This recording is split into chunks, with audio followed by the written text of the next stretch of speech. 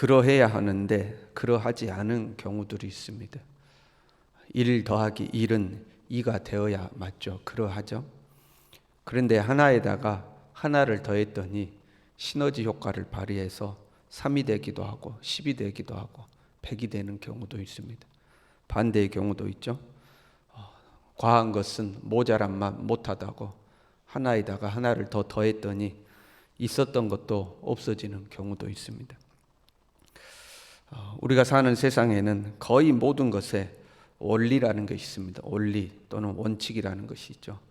작은 기계 하나도 그 기계가 돌아가는 원리가 있습니다. 자동차도 그 자동차가 움직이는 원리가 있죠. 기계뿐만 아니라 어떤 조직, 어떤 기업이 움직여가는 원리, 원칙이 있고요.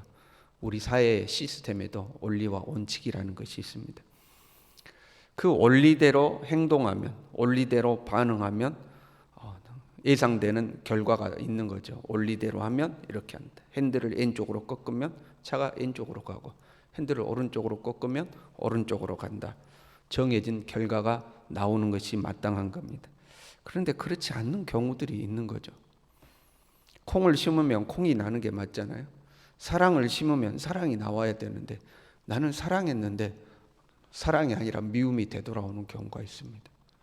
선을 행했는데 선이 돌아오는 것이 아니라 악이 돌아오는 경우도 있습니다.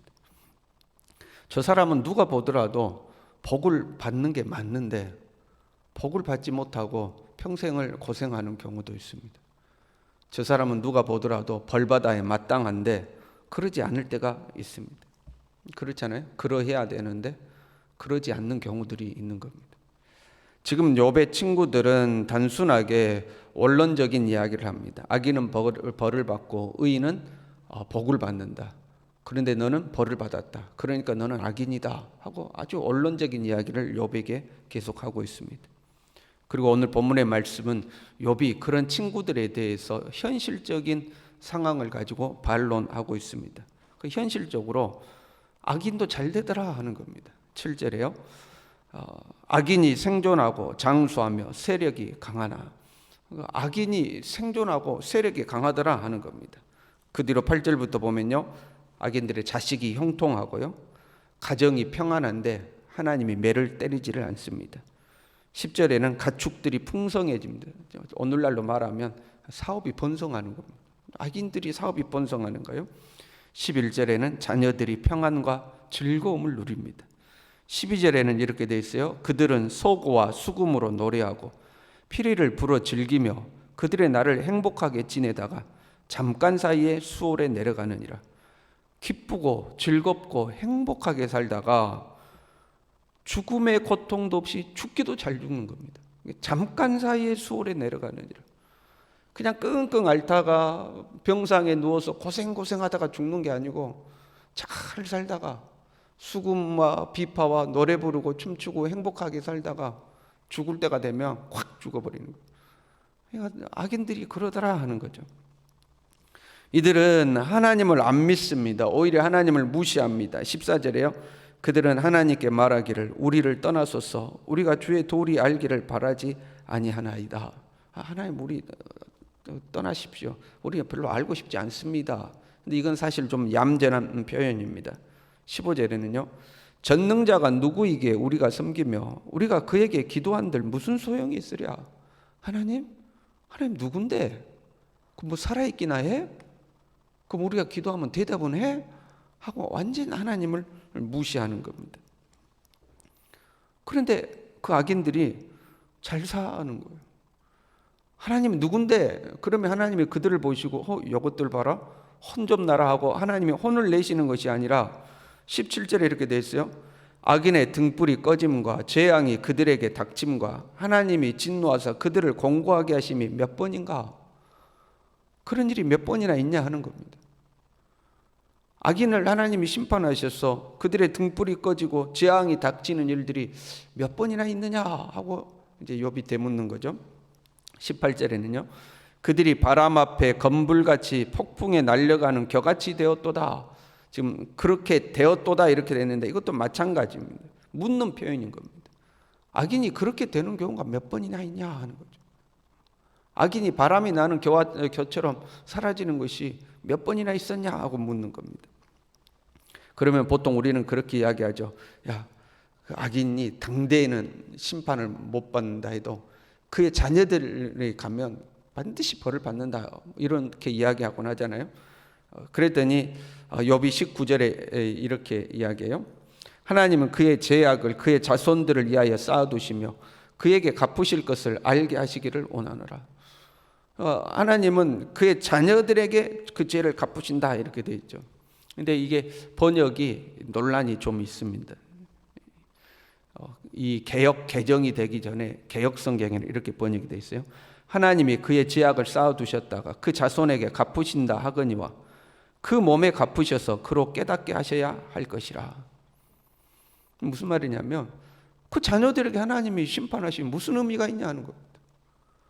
그 나쁜 사람은 잘 먹고 잘 입고 즐겁고 행복하게 살다가 죽음의 고통도 없이 죽을 때도 잘 죽어서 끝나버렸는데 나중에 그 자녀들이 그 죄값을 치른다고 벌 받으면 무슨 의미가 있냐? 그 사람이 이미 죽어버려서 그 자녀가 잘 되든지 안 되든지 그 집이 망하든지 흥하든지 알지도 못하고 그일로 인하여 고통도 못 받는데, 아니 그 나쁜 놈이 그 당대에 벌을 받아야 되지 않겠냐?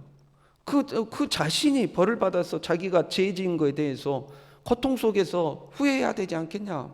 그런 의미인 겁니다. 그 당사자는 고통도 못 느끼는데 그래봐야 무슨 의미가 있느냐 하는 거죠. 이 욥의 고백이 솔직한 우리의 현실인 경우가 있죠. 우리가 속상할 때가 있지만 나쁜 사람이 잘 살고 선한 사람들은 오히려 고통당하는 경우가 우리 삶에는 있는 겁니다.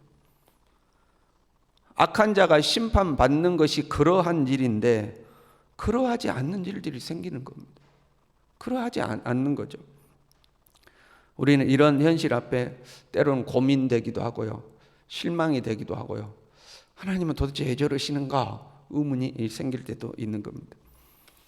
욥은 이렇게 고백하면서도요, 욥은 하나님의 주권과 섭리에 눈을 돌립니다. 22절에 이렇게 이야기해요. 누가 능히 하나님께 지식을 가르치겠느냐? 하나님이 이렇게 하신다고 하나님을 가르칠 수 있는 사람이 누구냐 하는 겁니다. 아니, 악인이 벌을 받아야 되는데 악인이 벌 안 받고 잘 살아요. 그렇다고 해서 하나님이 그렇게 하신다고 해서 하나님을 가르칠 수 있는 사람이 누구냐? 그렇게 하시는 분이 하나님이고 그 하나님은 우리보다 뛰어나신 분인데 그 하나님을 누가 가르치겠냐 하는 거죠. 23절부터 보면요, 어떤 사람은 건강하고 안전하고 평안하고 부유하게 살다가 죽고 어떤 사람은 마음의 고통을 품고 죽는다.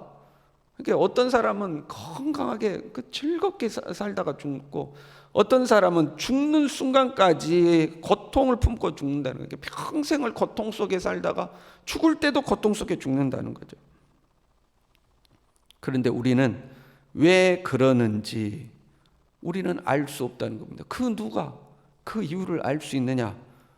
누가 그 이유를 설명할 수 있느냐? 그것은 우리의 영역이 아니라는 거죠. 그래서 우리는 그것을 하나님의 섭리라고 부르죠. 하나님의 섭리다. 하나님이 하시는 일이고 하나님의 섭리다 하고 지금 욥이 이야기하는 겁니다. 누가 하나님을 가르칠 수 있느냐? 하나님이 이렇게 하신다는 거죠. 그러해야 하는 일이 그렇게 일어나기를 우리는 원하며 삽니다. 우리는 그렇게 되기를 원하죠. 그런데 참 우리의 생각과 다를 때가 있는 거죠. 보세요. 그러해야 하는 일이 정말로 그러한 결과가 나타나기까지는 중간에 과정이라는 것이 존재하는 거죠. 그리고 그 과정이 우리의 예상과는 전혀 다르게 진행되는 경우가 있습니다. 사랑을 심었으니까 사랑이 나와야 되는데 이 과정이 전혀 예상과 다르게 진행되는 거죠. 그럴 때 우리는 그것을 하나님의 섭리라고 고백해야 하는 겁니다. 원리 원칙대로 결과가 주어져야 되는데 그렇게 되지 않아요. 우리는 왜 그러는지 모르는 거죠. 그걸 우리는 하나님의 섭리라고 고백하는 거예요. 왜 하나님의 법을 다 준행하고 말씀대로 살았음에도 불구하고 기대 밖의 결과가 주어지는지, 내 삶에 나는 최선을 다하고 그 누구보다도 열심히 씨를 뿌리고 가꾸며 살았는데 왜 선한 열매를 거두기보다는 고난의 열매를 거두는지. 저 사람 나보다 훨씬 못하고 편법과 부정을 저지르고 사는데도 저 사람은 왜 평탄대로를 다니는지 말씀의 기준으로 볼 때 그래도 나는 그래도 복 받을 만한 것 같은데, 하나님의 말씀의 기준으로 봤을 때 그래도 나는 어느 정도 자격이 되는 것 같은데 왜 하나님은 나에게 복을 주시지 않는지, 여러분 누가 설명할 수 있겠습니까? 누가 그걸 알 수 있겠습니까? 그래서 우리는 그걸 하나님의 섭리라고 이야기하고, 그 하나님의 섭리는 하나님의 주권으로 이루어지는 거죠. 그 누구도 간섭할 수 없는 문제가 되는 거죠. 여러분, 우리의 삶 가운데 그러하지 않은 일들이 일어날 때 하나님의 섭리 속에 있음을 믿으시길 바랍니다. 좀 힘들 수도 있어요. 좀 속상할 수도 있어요. 좀 의문이 들 때도 있고 내 마음이 지칠 때도 있어요. 그래도 여러분, 우리가 하나님의 섭리 속에 있다면 그러면 된 것 아닙니까? 하나님의 섭리 속에 있다면 그러면 된 거잖아요. 하나님이 일하고 계신다면 그러면 된 거잖아요. 저와 여러분이 이 믿음으로 살아갈 수 있기를 바랍니다. 기도하겠습니다.